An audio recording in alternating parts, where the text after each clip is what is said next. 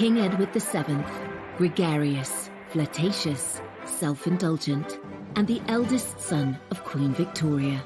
He was a big person, and he liked being quite debonair. He knew exactly what to say to people. He had a reputation for being able to put people at their ease. He dragged the United Kingdom out of the Victorian era into a shiny new century and inspired the Edwardian age. He's like a great big sunburst. This was Britain at the heart of a very, very wealthy empire. The Edwardians enjoyed a golden era. It is a time of great privilege and luxury. But no one ever thought Edward would be a success. They had very low expectations of him as a potential king. As king-in-waiting, he was written off as a useless philanderer with a long-suffering wife. The Prince of Pleasure, or Edward the Caresser. He does have lots and lots of affairs, lots of girlfriends. In this programme, we reveal the full extent of his scandalous private life. He's very happy to disavow Harriet in court, and that ultimately results in her being confined for the rest of her life in a lunatic asylum. How his beautiful wife, Queen Alexandra, stood by him. She was so tolerant of his misbehaviours, and maybe that also undermined her health. And ultimately, how this Playboy prince turned it all around to become one of Britain's most successful and popular monarchs who saved the royal family. The monarchy was really not fit for purpose. Edward did manage to pull it back quite quickly. He was truly the first people's king.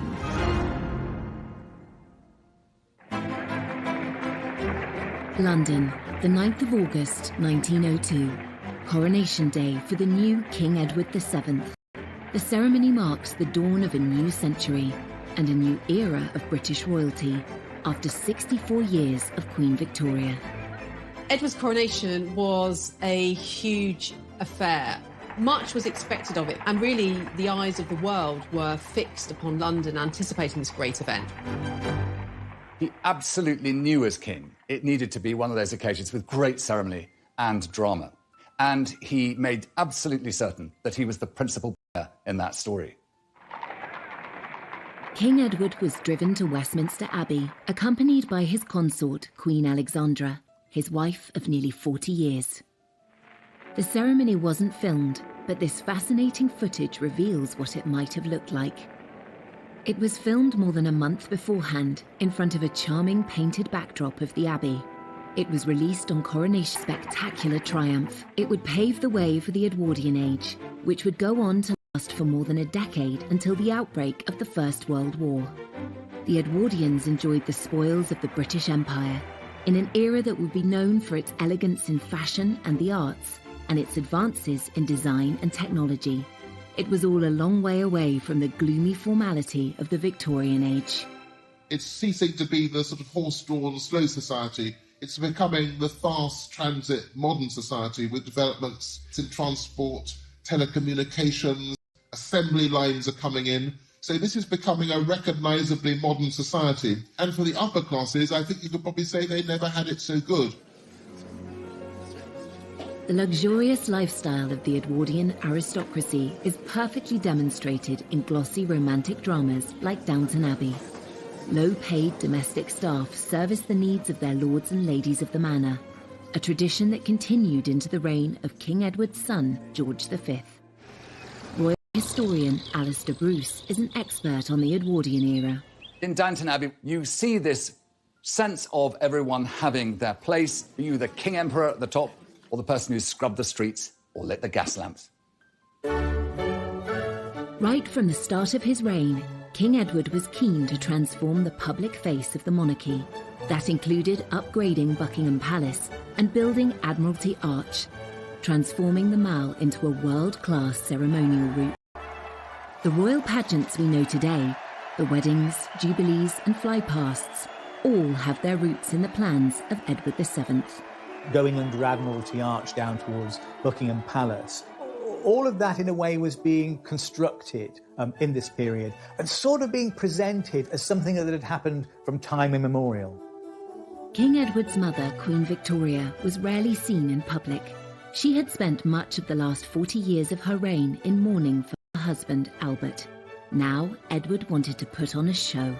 And this era is at the beginnings of celebrity, and he's right at the heart of this very sort of glamorous world. He goes to the theatre, you know, the West End becomes this very glamorous thing. And Edward is sort of touching all these different bits because he's very much a man about town. He just never stopped eating, drinking and smoking cigars. And I think with his top hat at its jaunty angle, he represented the very embodiment of the age that took his name. Edward VII became a hugely popular monarch, but at the start of his reign, no one took him very seriously at all. He was thought to be a prince of pleasure, with little experience of state responsibilities. There were reservations among some that really this was an intellectual. He was a kind of good time boy. He could take people out. He would entertain them at banquets. He knew exactly what to say to people. There were all these sort of rumours that surrounded the new king, and Kipling, the writer, called him a corpulent voluptuary. He had a reputation as a playboy, as a womanizer. Henry James, the great American writer who lived in Britain, called him the arch-vulgarian. The womanizing king had had several high-profile relationships outside his marriage, pushing against the accepted boundaries of the time. And one of these relationships would end in a very public and scandalous trial that had the nation gripped. Lady Morden was sectioned, effectively. She was declared mad. Her own family say, oh, she's mad, and they put her in a loony bin.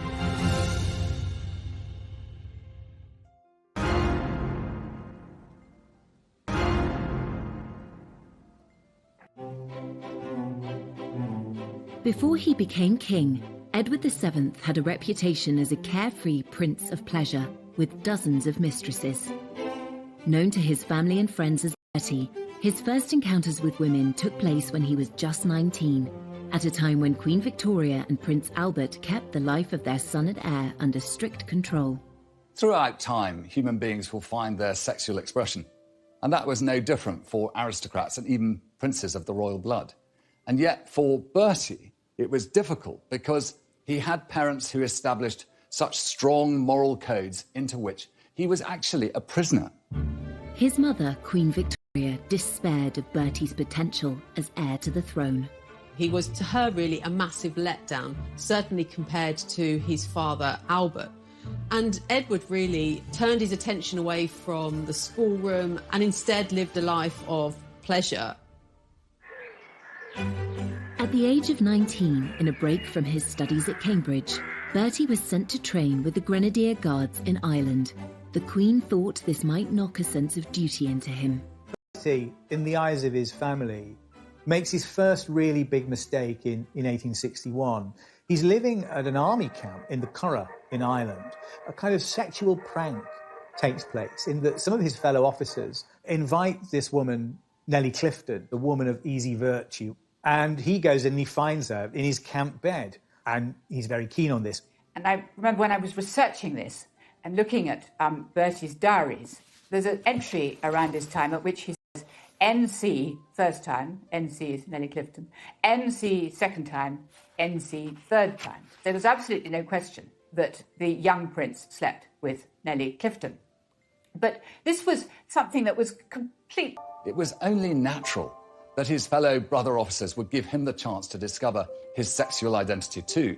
And what human being of that generation, given that huge opportunity in relation to the prison he'd lived in, would turn it down? When Victoria and Albert found out, they were appalled and urged Bertie not to be tempted by women. They were also trying to arrange his marriage to Princess Alexandra of Denmark. Albert dreaded the effect of what he called Bertie's fall from grace on their wedding plans. With this incident, it was his great worry that the future king of Denmark would not allow his daughter, Princess Alexandra, to marry a broken prince. Albert needn't have worried. Bertie's engagement to Alex went ahead without difficulty. Living in different countries meant they barely got to know each other before their marriage. And they met for the first time in the Cathedral of Speyer, near Heidelberg. They got on very well. But of course, the wedding itself had to wait several years because she was young. Alex was 16 at the time, the sweet-natured oldest child of Prince Christian of Denmark. She was famously gorgeous. She was very lively. She wasn't particularly bright or well-educated, but she loved having a good time and she rode a horse beautifully. She was a lot of fun to be with. They married 2 years later in 1863 and were very much in love.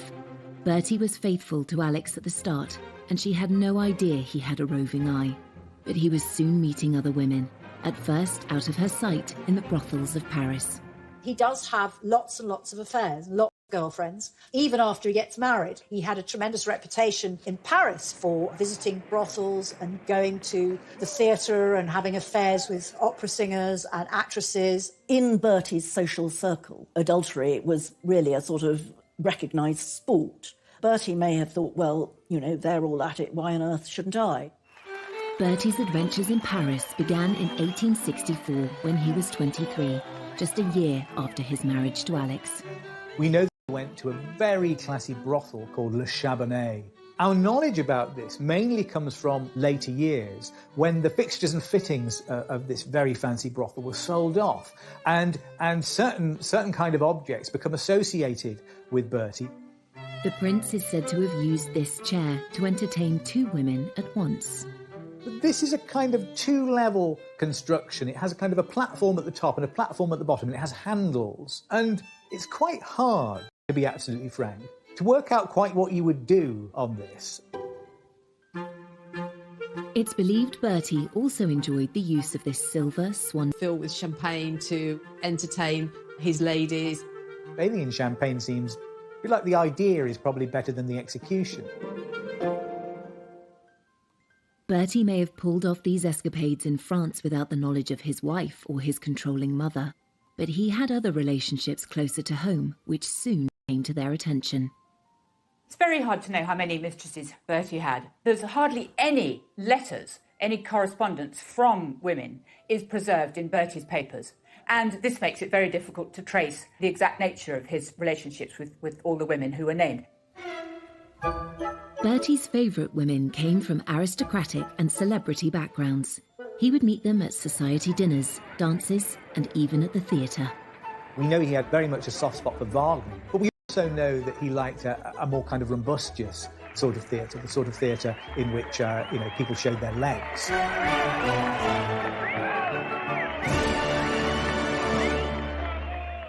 A mistress, the word today, implies a slightly seedy relationship, perhaps, and probably an adulterous relationship. For Edward VII, I think he thought these relationships were sort of what he deserved to have as prince.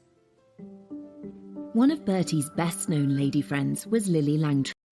He met her at a dinner party in 1877 when he was 35 and she was 23. She launched her acting career off the back of her friendship with Bertie. Lily Langtry was this married woman from Jersey whose father was a cleric. She arrived in London with her husband and very soon seemed to have charmed all of London society, including the Prince of Wales, who couldn't get enough of her. He showered her with very expensive gifts. They went to a party on board a ship, and the captain, for a joke, filled the cabins with laughing gas. And you can imagine that was a rather riotous occasion. When Lily wrote her memoirs, she played up her role as a royal mistress. But Bertie's surviving letters and diaries offer no evidence of a physical relationship. Really, a break came between them when she put a spoonful of strawberry ice down the back of his neck in public. And that was a line that she crossed, and the relationship really cooled after that. Lily had affairs with other young aristocrats and gave birth to a baby daughter outside her marriage. Bertie was quick to distance himself from Lily, but his intimate relationships with other women showed no signs of slowing down. His 30-year friendship with Lady Jennifer Churchill, the mother of Winston Churchill, started because Bertie was friends with her husband, Lord Randolph. One of the few relationships that's quite well documented, his letters to her survive because she'd come to luncheon. Very often there's a lot of sort of endearments, but it doesn't mean that this was a sexual relationship. In her lifetime, Jenny Churchill was rumoured to have slept with 200 men, but there is no hard evidence that Bertie was one of them. Winston Churchill is said to have asked her whether she thought she might be in with the chance of becoming the first lady of the bedchamber. The once close friendship between Bertie and Lord Randolph Churchill suffered. One of the tensions in the relationship between Lord Randolph Churchill and Bertie was, of course, the fact that Bertie had this long-standing flirtatious relationship with Lord Randolph's wife. When Lord Randolph died of syphilis in 1895, Jenny sought advice in arranging his funeral. Among those she turned to was Bertie's wife, Princess Alexandra. Some of Bertie's mistresses were not unknown to Alexandra. They were from their mutual social circle. So Jenny Churchill did consult with Alexandra. This was about protocol, but it certainly shows this extraordinary attention at this time for preserving appearances. The minute there was, say, a court case because of a divorce, that led to, serious shutdown. But if it was sort of people were discreet, they could behave in quite an immoral way. One of Bertie's female friendships did lead to a divorce case and a serious scandal. It had begun in 1867 when he started calling on Lady Harriet Mordaunt. Her sisters were friends of Bertie's. Harriet Mordaunt was a young woman who was married off to Sir Charles Mordaunt, a rich aristocrat. Harriet was 20 and 12 years younger than her husband. When he went abroad on a fishing holiday, Bertie visited her in the country and watched her riding her 2 new white ponies. But Sir Charles came home early and found them together. Historian Anne Somerset is one of Harriet's descendants. He flew into a terrible rage, and the Prince of Wales made himself scarce. Sir Charles had the ponies dragged before Harriet, and the ponies were shot before her eyes. Worse was to come 8 months later, when Harriet gave birth to her daughter Violet. The premature baby made Harriet panic. The child sort of developed something slightly wrong with her eyes, and Harriet leaps to the conclusion that she's infected her with venereal disease. So she calls Sir Charles to her and she tells him that the child isn't his, that she's misbehaved with a number of men, including the Prince of Wales. Once again, Sir Charles flew into a rage. He ransacked Harriet's desk and found letters from several men, including Bertie.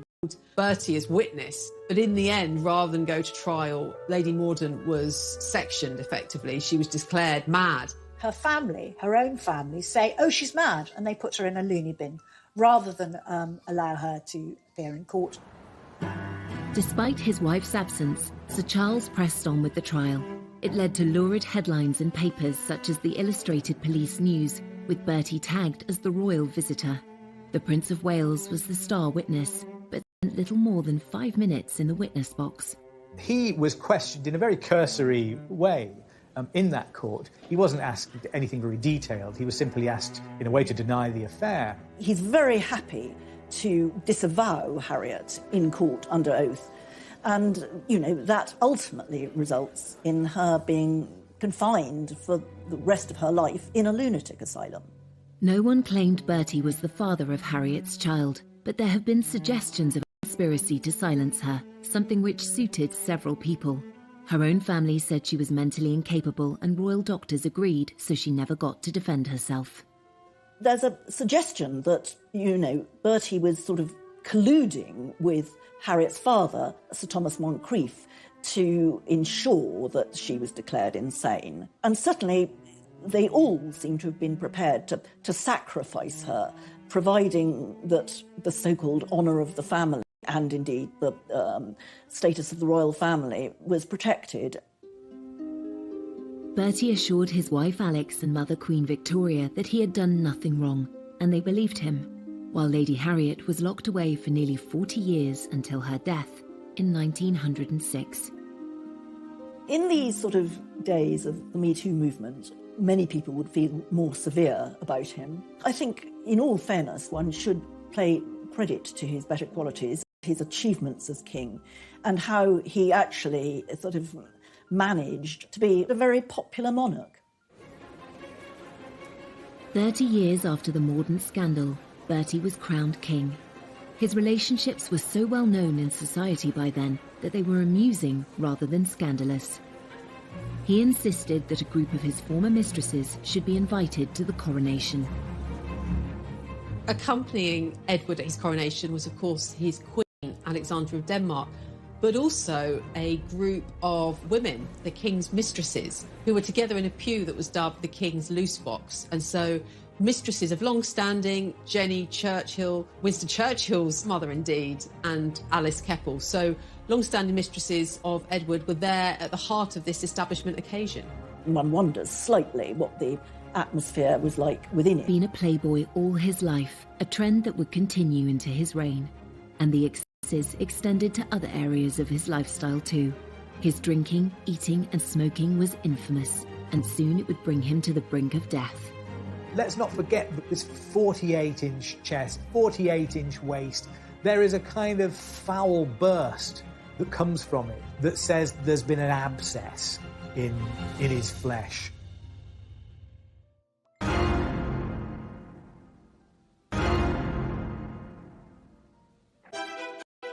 Edward VII spent more than 2/3 of his life with Alexandra of Denmark, his wife and queen consort.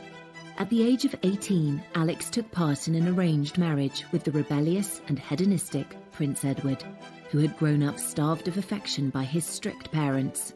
I think it's quite clear that Bertie turned out the way he did because he felt neglected and unloved at home. He had so little love in his family that he went out of his way to find affection outside.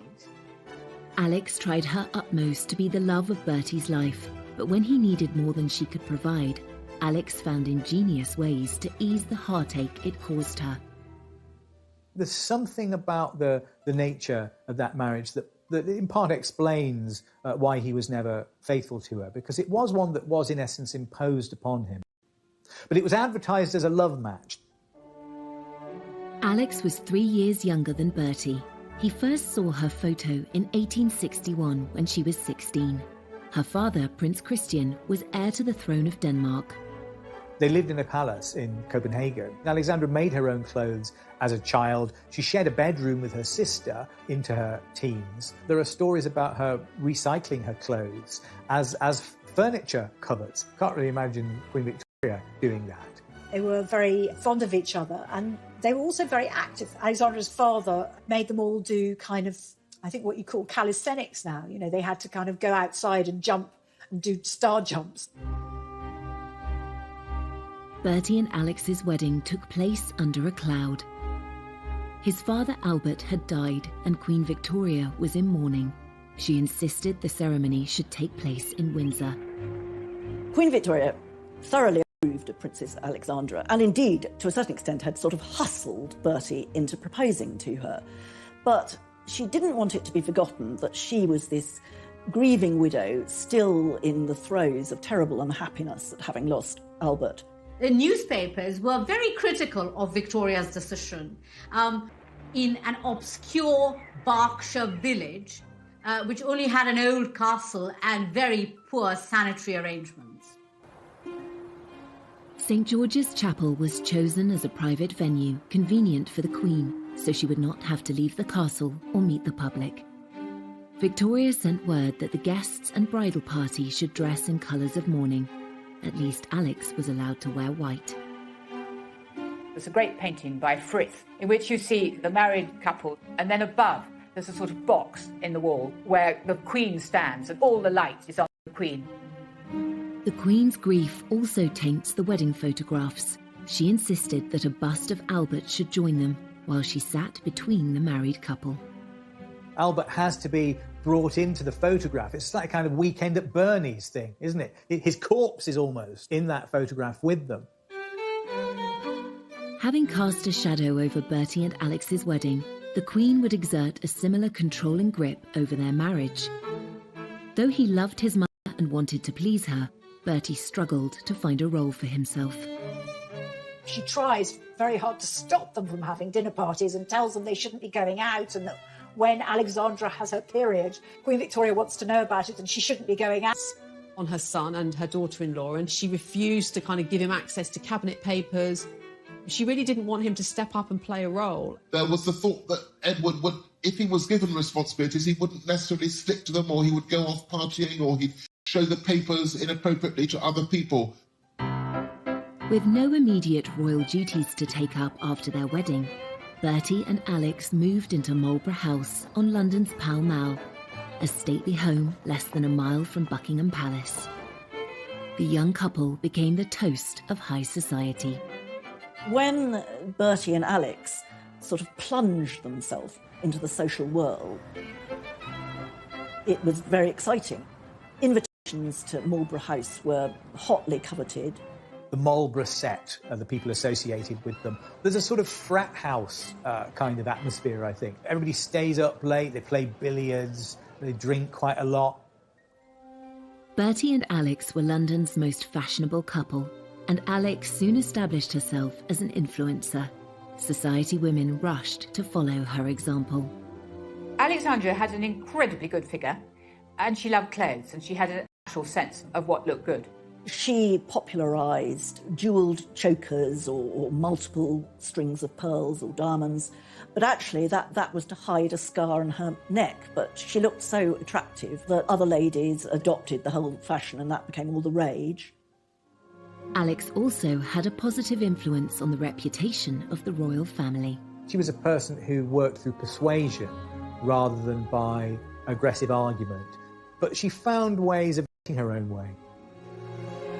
Alex was soon boosting the royal couple's reputation around the world.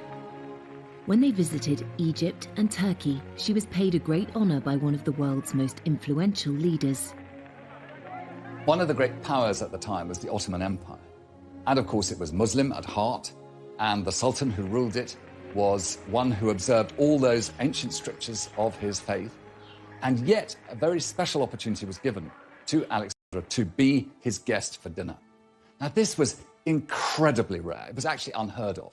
And yet, because I think she had set such a fine example, she was always so adroit in her behaviour, and she was always so poised, that the Sultan expressed his own affection for the United Kingdom and the power of the British Empire by giving this very single privilege. The Prince and Princess of Wales had 6 children, 5 of whom survived into adulthood. The Queen was determined to watch them all being born, but the last thing Alex wanted was her controlling mother-in-law to show up. This may be nothing more than kind of rude, order to kind of wrong foot Victoria, so she wasn't there waiting outside the door to impose herself as each new baby arrived. Alexandra had 3 children in the first 4 years of her marriage. They weren't perfect pregnancies at all. I mean, her first child, Eddie, was 2 months premature, and her third child, Louise, was born when herself was ill. At the time of Princess Louise's birth, Alex was so ill with rheumatoid fever that rumours of her imminent death began to circulate. The Times newspaper had to publish an official denial. The severe pain in her knees and legs meant she could only sleep with the help of opium or laudanum. Alex was also hard of hearing, and her illness made it worse. As Alex grew older, she was almost stone deaf. And she also had a limp, and she was therefore very conscious in public. And she couldn't sort of participate in Bertie's vigorous social life of dancing and parties. Alex was determined not to be overwhelmed by her health problems.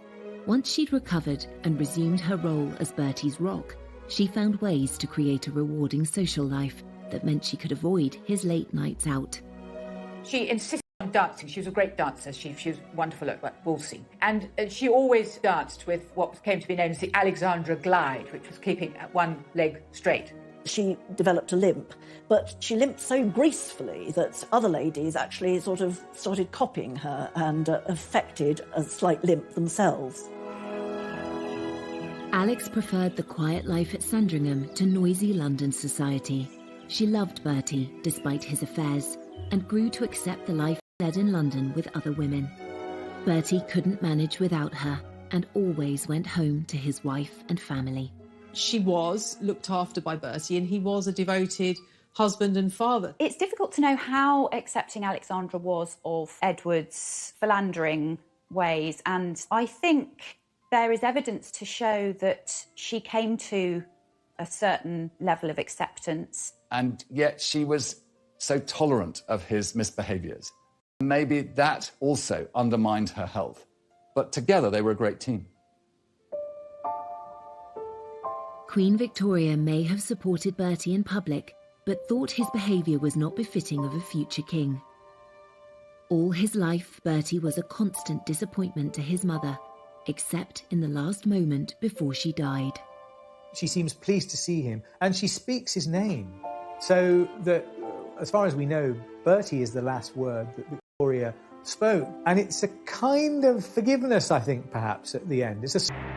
After nearly 60 years in waiting, Bertie, the Prince of Wales, was now King Edward VII.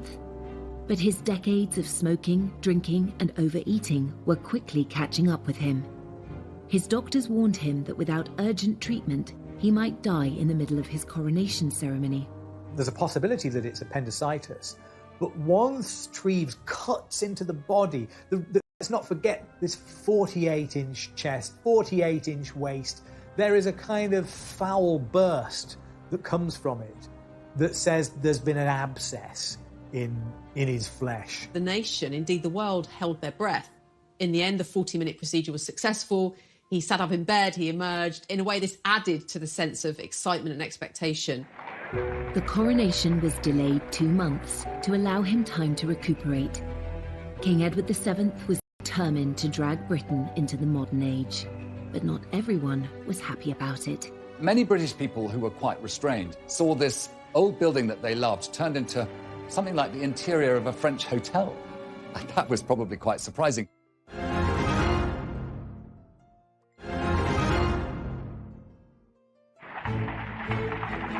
When Edward finally became king, he was determined to modernise the monarchy. The start of his reign heralded a new era of hope, optimism and creativity. He began by insisting the family should leave their beloved home at Marlborough House and move into the main royal residence of Buckingham Palace, which had been largely left empty by his reclusive mother. Alexandra was totally against the idea, but Edward said it was essential to make the monarchy more visible. She was desperate. She didn't want to leave at all. And she put up all sorts of reasons why it was impossible for her to uproot herself. And only very reluctantly does she agree to go. Buckingham Palace was full of junk, full of things that have just been clutter, full of, and everything terribly dirty. And the king wants to get rid of everything that reminds him of his parents, and then to redecorate it and to create a Buckingham Palace which will be an ideal backdrop for the ceremonial court that he intends to hold. Edward and Alexandra hired theatre designers and decorators to make the palace look more glamorous. Some people said that his decoration of Buckingham Palace looked a bit like the Ritz Hotel. It was all red carpets and gold leaf. But all the same, it did give the sort of theatrical appearance that he wanted to give to his monarchy. Many British people who were quite restrained saw this old building that they loved turned into something like the interior of a French hotel. That of this new era. And King Edward VII used Buckingham Palace and all these new ideas to be at the forefront of a new empire and a new way. It really was a case of kind of recharging, rebooting the monarchy. And he really did hit the ground running. And it was about getting rid of the old and bringing in the new in many ways. He immediately shows that he's going to embrace a completely different style of kingship. You know, Queen Victoria had basically hidden herself away for decades, and she very reluctantly came out. He's like a great big sunburst, basically. He is bringing monarchy into the 20th century, and it's going to be visible, and it's going to be glorious and gilded and splendid. This ceremonial side of the monarchy was right at the top of Bertie's agenda. The opening of his first parliament in 1901 was the perfect occasion for him to create a public spectacle. This was a really important act because it marked a real break with what had happened under Queen Victoria. Queen Victoria, particularly in the last 40 years of her reign after Albert's death, very rarely opened Parliament. With Edward, all that changes. He goes to Parliament in a marvellous coach, wonderful horses. He's wearing, all his sort of robes. Alexandra sitting next to him in mourning, but looking absolutely marvellous, as only she could do. When he gets to Parliament, the king reads speech himself. And this is a very important sign that the monarchy is going to play this very sort of ceremonial position within the Constitution. So here we have him basically saying, you know, it's now different. I am going to be a very present kind of monarch. And yes, of course, he kind of cleared out some of the furnishings of Victoria, who, of course, you know, his mother, she'd been queen for decades. So, you know, there was a lot of stuff to sort out. Totally unlike his excessively private mother, Edward wanted the public to see the changes he was making. Edward VII was perhaps the first monarch to realise the importance of not just doing the job, but being seen to be king, to be constantly in the public view, to be constantly photographed, which was now becoming possible. So his legacy, perhaps, was his understanding of the importance of being a king who could reach out to his people, who could be seen sort of driving in his car through crowds of people, waving and being amongst them. He was very conscious that he must show himself, be accessible to his people, and not hide himself away, as his mother had done all too often. The king needed to be seen, to be believed, and Imperial Britain felt that it needed spectacle to seduce the masses, really. These great state of events, which proliferate through the majesty of monarchy, are kind of reformulated at the beginning of Edward's reign. As Prince of Wales, Edward had already cultivated a reputation that was almost the polar opposite of his mother's. But as king, the traits which his mother had deplored in him, extravagance, lack of formality, became a real asset. I think there's one way in which you can really see Edward as embodying the spirit of his age, and that he is in a way a kind of anti-Victorian. That whole decade is shaped by the desire, I think, to put the 19th century behind it. There's a kind of disgust for the Victorian that is very apparent in the early years of the 20th century and became even greater later. And in a sense, that whole era is rebelling against Victoria, is trying to make a break with her, just in the way that he also tried to expunge the Victoria from his life once she departed the picture. Here was something new and a chance to be breaking free of all that constraint, all that endless British expectation of good behaviour. This was a new king who represented that burst of joy, burst of change, and opportunity for the aristocratic classes to have their great time in the sun. And the ebullience that had perhaps got him into trouble became the very element that made him the success he was. The king loved the new technology that was coming on stream, and he was personally involved in a major moment in international communication.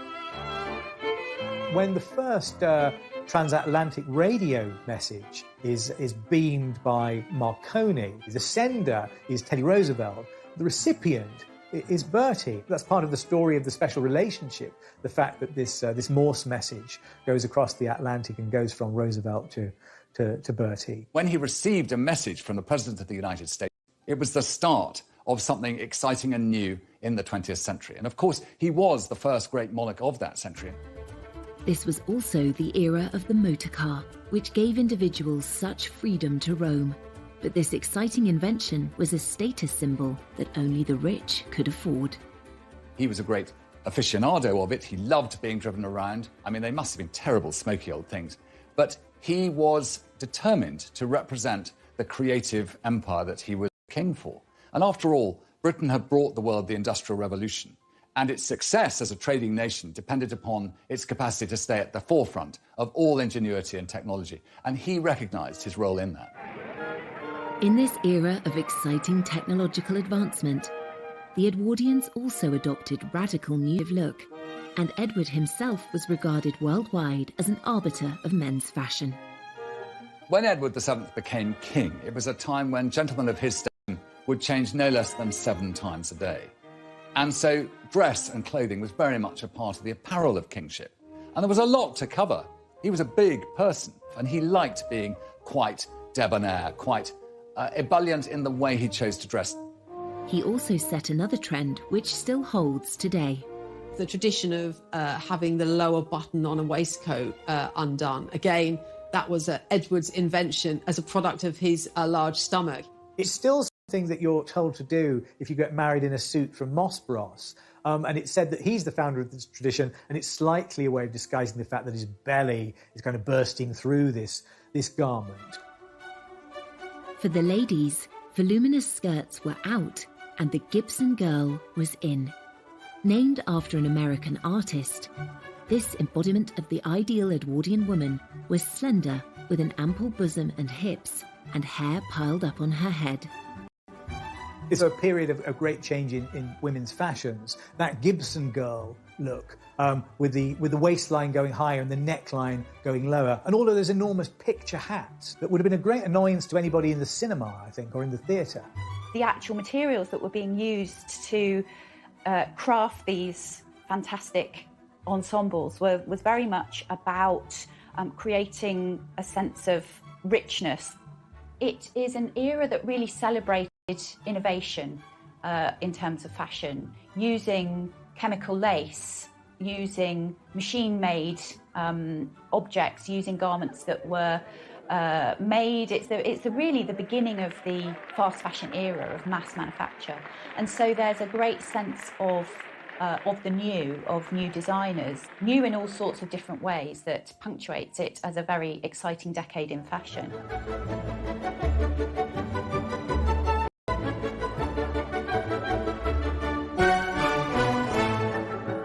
Under the fun-loving king, the leisure and pleasure industries boomed.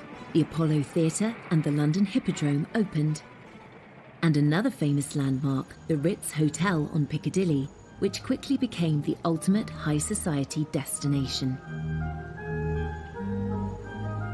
The king was a big fan and loyal client of hotelier Cesar Ritz. As these elegant vintage photographs demonstrate, the glitzy new hotel's groundbreaking features included ensuite bathrooms, double glazing, walk-in wardrobes and beds made of brass rather than wood, the definition of luxury. There's also an interesting architectural term here that we can call the Edwardian Baroque. You know, you've got buildings that are on the inside are extremely modern, like the Ritz Hotel, which has a kind of skyscraper structure. It's steel inside there. But the outside of it, you'd think it was, it was something that had dropped down from the Palace of Versailles. It's very ornate, it's gold leaf. When you're walking inside it, it's like a kind of Versailles Hall of Mirrors effect. Everyone hankered for a taste of the high society glamour of Edward's lifestyle. Even if the Ritz was a little beyond their means, they too could enjoy the sophistication of taking afternoon tea at one of the many corner houses, maisons, that sprang up across the country, especially those belonging to the Lyons Corner House chain. Life might have been fine and dandy in Edward's Britain for those who could afford it, but there was a less golden side to the golden era. A huge divide between the haves and have-nots. It's probably too easy to sort of forget about the fact that all sorts of people were actually living in considerable hardship. And in fact, there were very bad class tensions which were intensifying during the reign. Many thousands of men and women were in service at this time. It was a huge employer, but there's no doubt that the hours were long. It was incredibly difficult work. Often the treatment could be very poor, and so life in service really highlighted that distinction between the super rich and those people who were actually providing them with service in the country house setting. The Edwardian era is it's a kind of golden age before the horrors of the First World War. It is a time of great privilege and luxury, but on the other hand, where the Edwardian era gets its sort of tension from is that it's also a period of extreme inequality in income, a period of acute poverty, and a period when you see the beginning of important welfare reforms. Though life in Edwardian times changed dramatically, some things stayed the same. Edward was still seeking companionship from women who were not his wife, and one of them has a direct link to Prince Charles.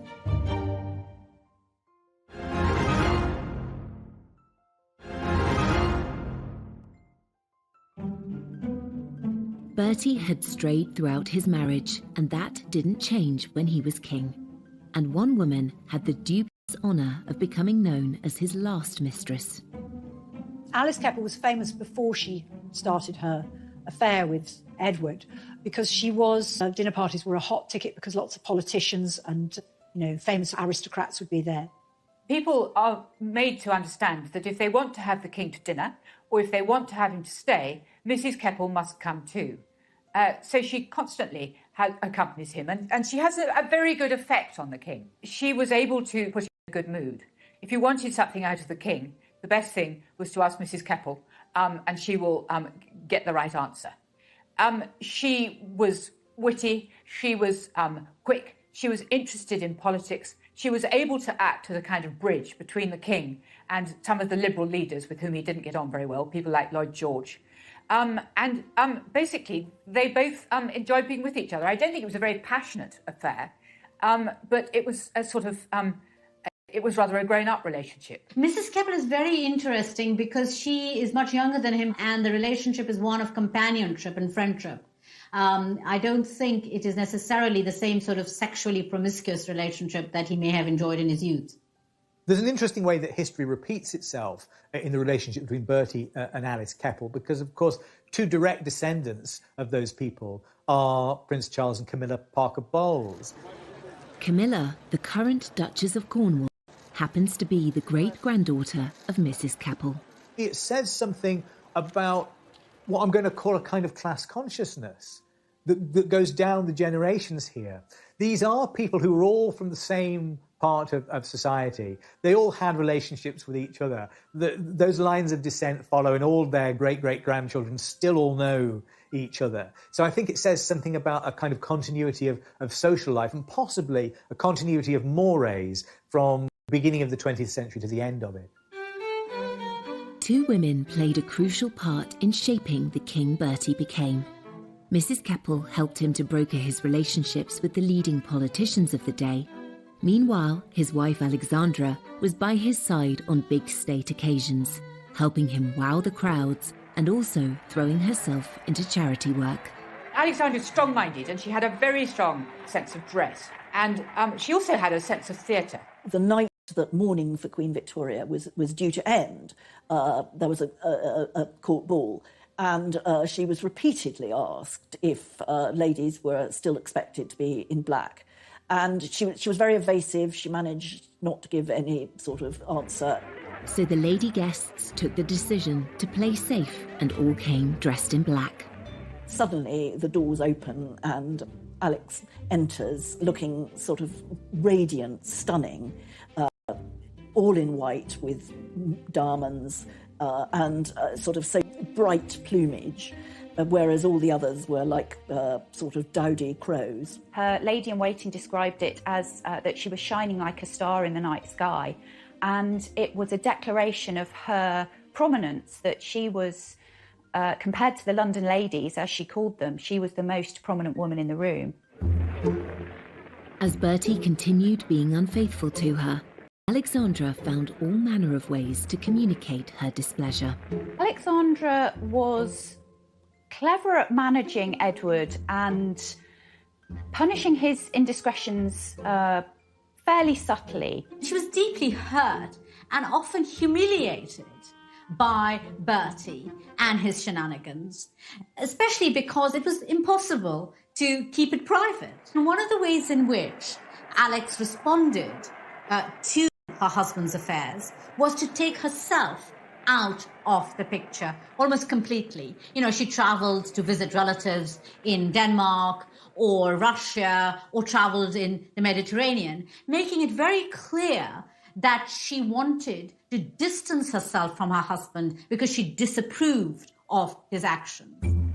And there was another surefire way to put him in his place.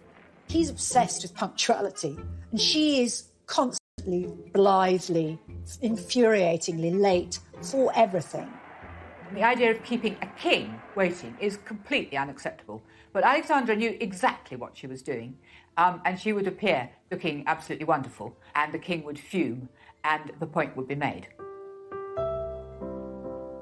But despite the friction over his affairs, the relationship between Bertie and Alex had lots of strengths.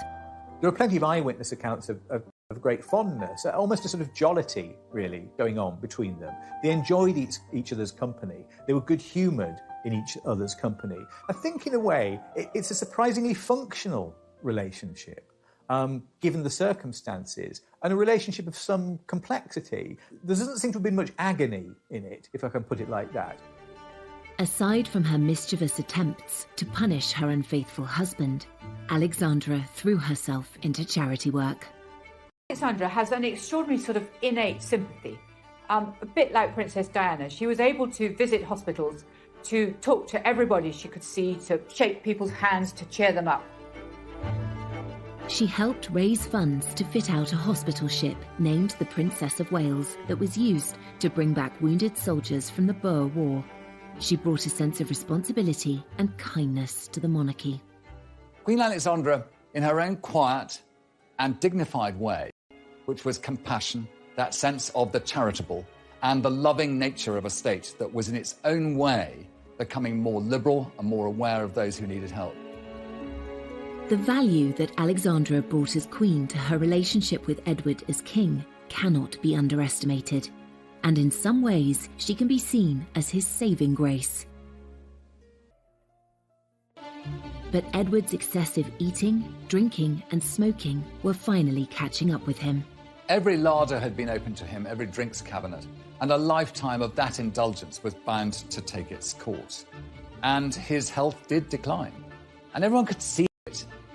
Queen Alexandra watches this with great sadness. He had achieved so much since he came to the throne, but his reign was about to come to an abrupt end.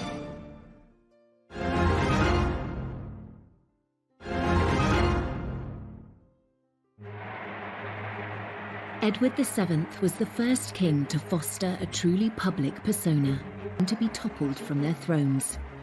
After so many years where the Queen just hadn't been visible, and there really was a sort of rising tide of republicanism, it seemed that, you know, the monarchy was really not fit for purpose, it was out of touch, it had lost its way in many ways.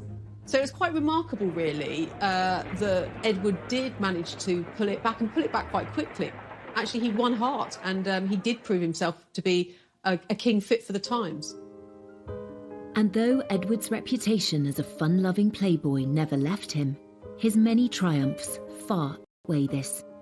I think we remember Edward as a man overly devoted to pleasure, but there is a serious side to him that is neglected and unremembered. He's one of the brokers of the Entente Cordiale, for instance, that made relations between France and Britain a lot more friendly than they'd been in the past. So if we're going to kind of refocus him slightly, let's think less about the cigars and the horses, and maybe more about this side of him, about his kind of political nous. And when Edward went on an official visit to India, he also demonstrated an enlightened outlook on race relations. He was deeply shocked by the behaviour of some of the British officials out there, and he came back determined that something must be done to stop the racist behaviour of the English against the Indians. He writes home to his mother that all the people in India would be far more accepting of our rule if he actually treated them with firmness but kindness, not with brutality. He had defied all expectations of him, particularly those of his mother, and he was determined to make sure he didn't make the same mistakes with his own children as she had with him. Edward sets about training his son up to be king. You know, he makes sure that George has a desk next to him. You know, he makes that part and parcel of what you do for an heir, is that you prepare them. Towards the end of 1909, Bertie's health was failing. He just won't look after himself. He goes on smoking cigars, he goes on eating huge amounts. He finds it harder and harder to walk. And, you know, basically his body gives out on him. Alexandra returned from a trip abroad to find him seriously ill.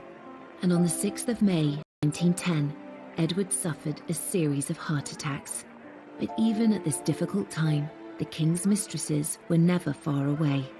Mrs. Keppel had a letter which the king had written to her, telling her that if ever he became ill or was on his deathbed, she produced this letter, and Alexandra, on the strength of this, allows Mrs. Keppel to come and say her goodbyes to the dying king. And Mrs. Keppel, when she saw him so ill, has a sort of hysterical fit, starts weeping and making a lot of noise and being very sort of what you don't want to have in a sick room. So she's bundled out of the room, and shortly afterwards the king dies. After he dies, Alexandra has his body laid out at Buckingham Palace for 8 days. His sudden death produces a sort of extraordinary, massive outpouring of public grief. The shops are all draped with black, people are in tears, and his son George makes the decision Edward VII should lie in state. And at Westminster Hall, his coffin lies, and for several days the crowds come filing past. You know, the queues go stretching right through the sort of streets of Westminster. People wearing black, people of all classes, you know, a lot of poor people, not just the rich and the privileged.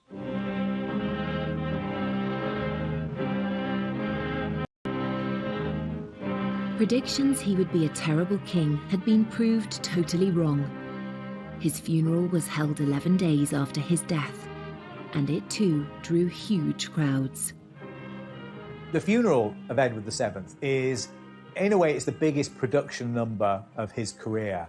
It's the climax of it all.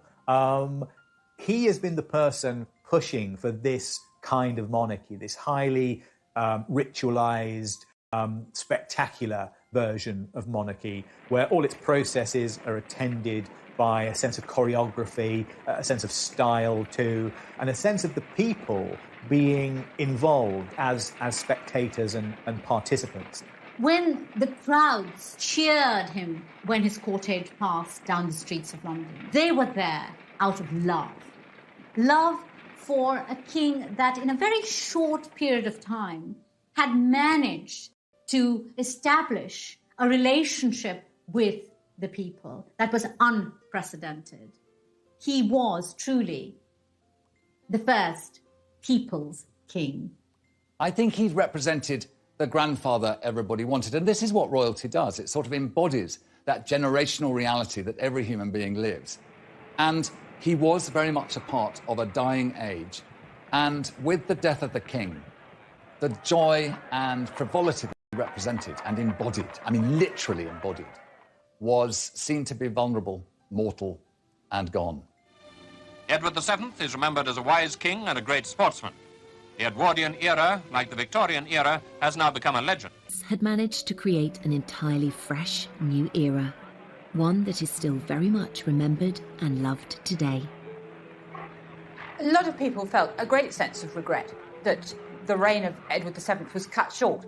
And some people suggested that, you know, if he'd lived, possibly the golden era could have continued, and possibly the First World War could have been avoided. One legacy of his reign was the fact that the monarchy in Britain survived as it did throughout the 20th century, you know, particularly the First World War, when so many other kings fell from their thrones. Edward VII did succeed in reforming and modernising the monarchy, and perhaps more than that, making the monarchy a sort of central to people's sense of being British. He showed how he could play a difficult situation in lots of ways with, you know, the rising tide of political and social reform and the pressures in Europe. He actually played those to his strength and was seen to be a measured, peacemaking, constitutional monarch, actually exactly what was needed at the time. After less than 10 years on the throne, Edward VII created an impressive legacy. And what of the era that was named after him? When people look back at that time, there is, at one level, a great deal of nostalgia for a lost age of long, lazy afternoons punting on the rivers and evenings spent in, going to the theatres or the music halls in London. He reigned during a remarkable period of flux, and it's left us with romantic impressions of high society living and a touch of bygone luxury that we all secretly long for.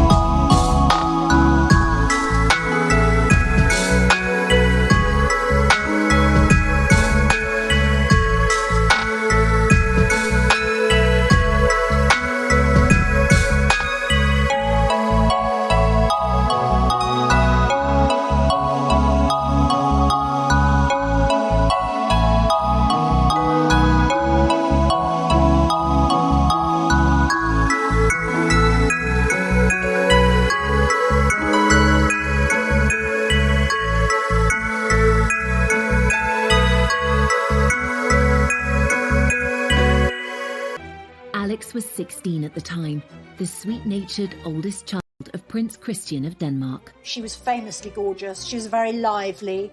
She wasn't particularly bright or well-educated, but she loved having a good time and she rode a horse beautifully. She was a lot of fun to be with. They married 2 years later in 1863 and were very much in love. Bertie was faithful to Alex at the start, and she had no idea he had a roving eye. But he was soon meeting other women, at first out of her sight in the brothels of Paris. He does have lots and lots of affairs, lots of girlfriends. Even after he gets married, he had a tremendous reputation in Paris for visiting brothels and going to the theatre and having affairs with opera singers and actresses. In Bertie's social circle, adultery was really a sort of recognised sport. Bertie may have thought, well, you know, they're all at it, why on earth shouldn't I? Bertie's adventures in Paris began in 1864 when he was 23, just a year after his marriage to Alex. We know that he went to a very classy brothel called Le Chabonnet. Our knowledge about this mainly comes from later years, when the fixtures and fittings of this very fancy brothel were